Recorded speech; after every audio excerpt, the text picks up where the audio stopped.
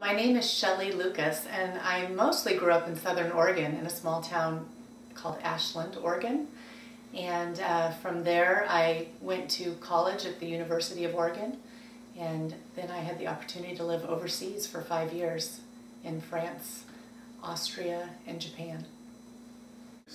So Shelley, we're doing a video about diversity, so why don't you just start by explaining to me what diversity means to you?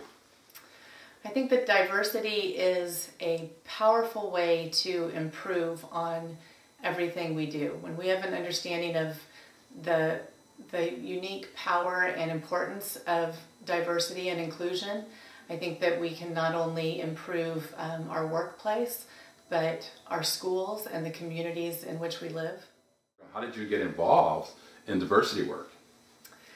Well, I studied journalism and communications in college, and fine art, coincidentally, because that was just what I liked. But I ended up getting a master's in education. And I'm passionate about education and the difference that we can make by better educating our youth. And so I went into education and became a licensed high school teacher and ended up teaching in higher ed because I really felt like training teachers was important. So now I do a lot of work training teachers on how to be most effective in the classroom and hopefully how to leverage diversity and inclusion to help all students raise to their highest potential. So what are some of the challenges you see with diversity in the schools? I think that we don't look at diversity and inclusion as being important in education.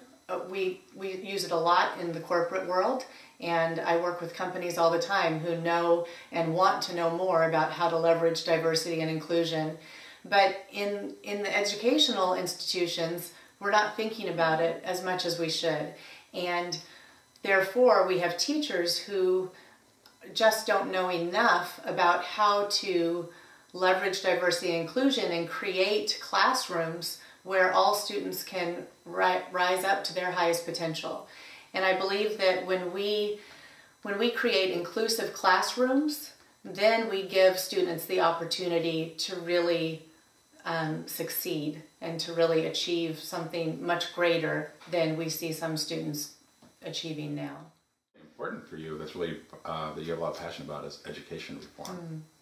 So what if you had a magic wand and you could do something for education reform? If I had a magic wand and I could change education today, I would be sure that every single community in America had a qualified school with qualified individuals teaching, compassionate teachers who care about helping each student rise to their highest potential.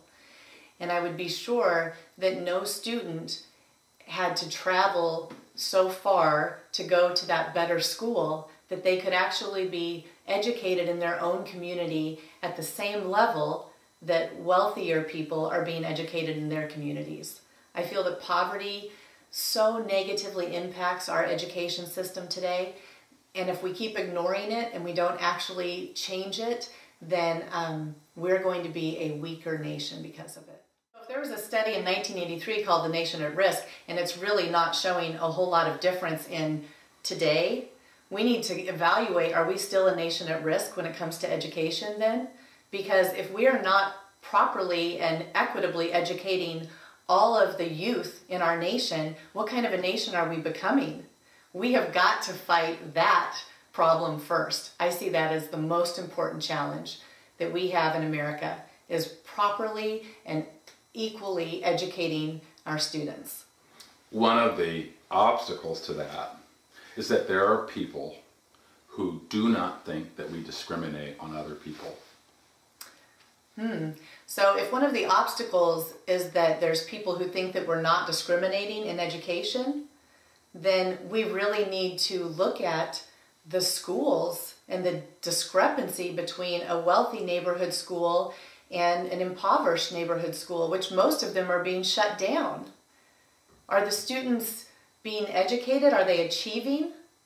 What are the dropout rates? There's people building prisons basing the amount of jail cells on the dropout rates in the inner city schools.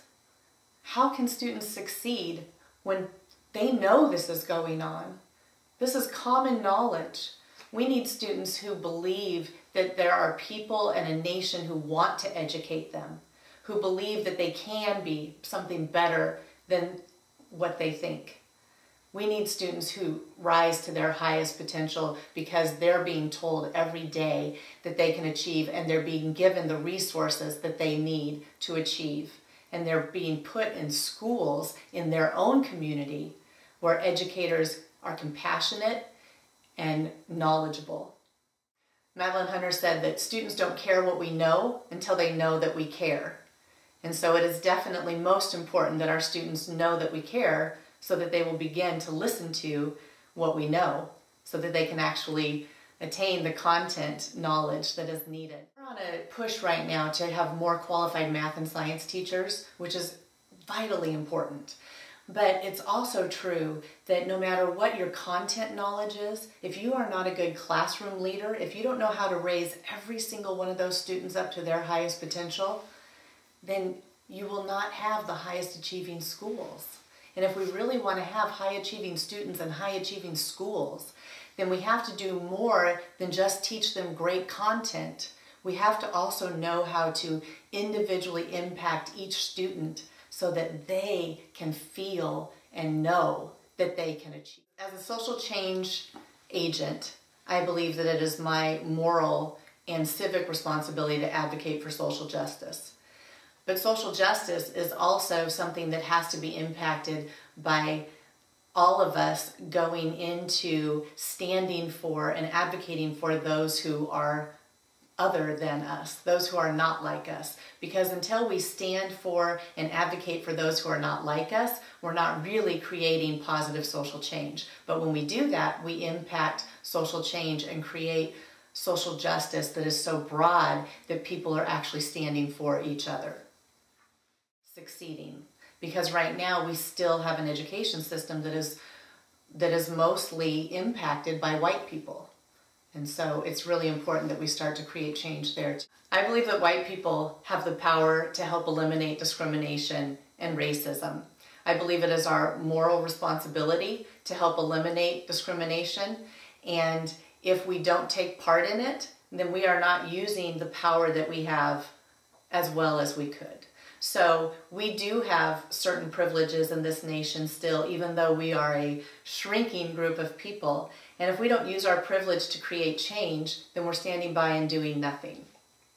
So if you're not part of the solution, of course, you are part of the problem. I think that there's 5 easy things that we can do to become agents of change. One of them is to admit that discrimination and racism exist in America, to listen to others, to help change our perspective and our point of view, to educate ourselves, to do our part, and look through a new lens so that we can start identifying where change can be made.